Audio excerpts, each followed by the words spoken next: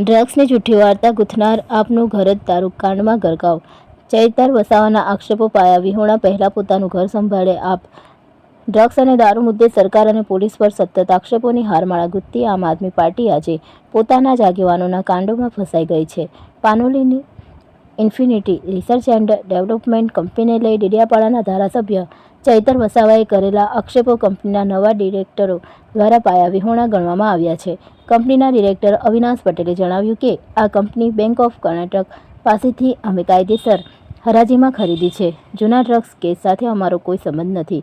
જ્યારે અન્ય ડિરેક્ટર હસમુખભાઈ ચૈતર વસાવા અને આપના આરોપ મૂક્યા કે સરકાર વિરુદ્ધ લડવા મુદ્દા ન હોવાથી ફેબ્રિકેટેડ ન્યૂઝ બનાવી પોલીસ અને સરકારને બદનામ કરવાની કોશિશ કરે છે. આપનો નૈતિક પાઠવેલ પોતાના જ આગેવાનો દારૂકાંડમાં ઝડપાયા. એક તરફ આપ જાહેરમાં નૈતિકતા અને સિસ્ટમ સામે લડતની વાત કરે છે, પરંતુ બીજી તરફ તેમના પોતાના જ હોદ્દેદારો દારૂના કૌભાંડમાં ઝડપાઈ રહ્યા છે. આપ જિલ્લા પ્રમુખ નર્મદા નિરંજન વસાવાભાઈ દારૂ વેચતા રંગે હાથ ઝડપાયા.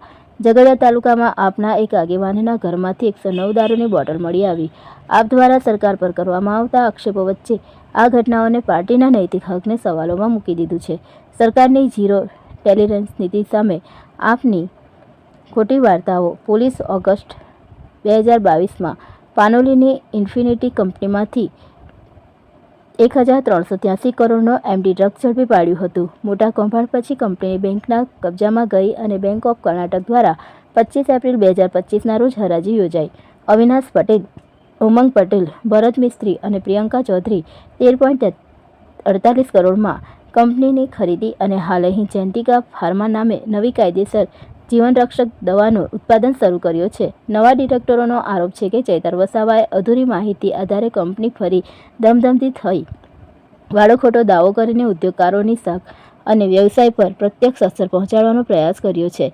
ચૈતર વસાવાના દાવા બૂમરેંગ બનવાના સંજોગો. ચૈતર વસાવા સરકાર પર નશાબંધી અમલીકરણમાં ઢીલાસ અને હપ્તાખોરીના આક્ષેપો કરે છે, પણ તેમના પોતાના જ નિકટના સ્થાયીઓ ઉમરલા અને નર્મદા જિલ્લામાં દારૂ કેસોમાં ઝડપાયા છે. આથી સરકારને ઘેરવાની તેમની રાજકીય કોશિશ હવે તેમના માટે જ બૂમરેંગ સાબિત થવાની સંભાવના જાળી રહી છે. અમારી કંપની સંપૂર્ણ કાયદેસર રીતે કાર્યરત છે. અમારો જૂના ડ્રગ્સ કેસ સાથે કોઈ સંબંધ નથી. ધારાસભ્ય દ્વારા અધૂરી અને ખોટી માહિતી સાથે કરવામાં આવેલા નિવેદનો અમારી પ્રતિષ્ઠા અને બિઝનેસને નુકસાન પહોંચાડે એવા છે. શું નામ આપનું? પટેલ અવિનાશ દિનેશ કુમાર. અવિનાશભાઈ, આપ કેટલા સમયથી આ બિઝનેસ સાથે સંકળાયેલા છો, ઇન્ડસ્ટ્રી સાથે, અને ક્યાંથી છો? 8 થી 10 વર્ષ. શું બિઝનેસ, મુખ્ય બિઝનેસ શું આપનો? ફાર્મા ઇન્ટરમીડિયેટ અને ટ્રેડિંગ.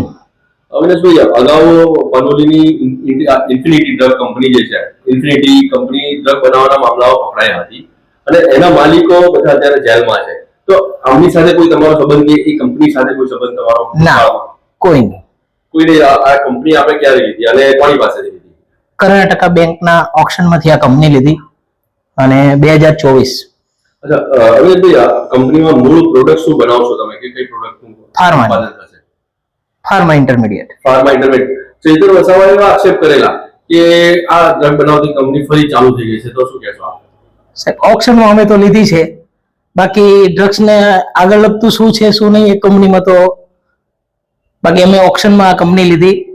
બાકી આક્ષેપ તો હવે કેમ કર્યા છે એમને ખબર. એ બાબતમાં તો એ જે ન્યૂઝ છે એ સત્યથી વેગળા છે અને કયા આશયથી એમણે આ જે સમાચાર ફેલાવ્યા છે એ તો એમને જ ખબર. કહી શકાય કે કોઈક રાજકીય સ્ટન્ટ હોઈ શકે, એનો આશય આજે સરકાર પ્રતિ જ્યારે એની પાસે કોઈ એવો મુદ્દો નથી લોકના સાચા પ્રશ્ન રજૂ કરવાનો, ત્યારે આવા ફેબ્રિકેટેડ ન્યૂઝ ઉભા કરી અને પ્રશાસનને બીજા ગેરમાર્ગે દોરવાનો એનો આશય હોઈ શકે. શું નામ આપનું? હસમુખભાઈ. કંપની સાથે આપ કઈ રીતે જોડાયેલા છો? અમે આમાં સીધા ડાયરેક્ટરના હોદ્દેથી.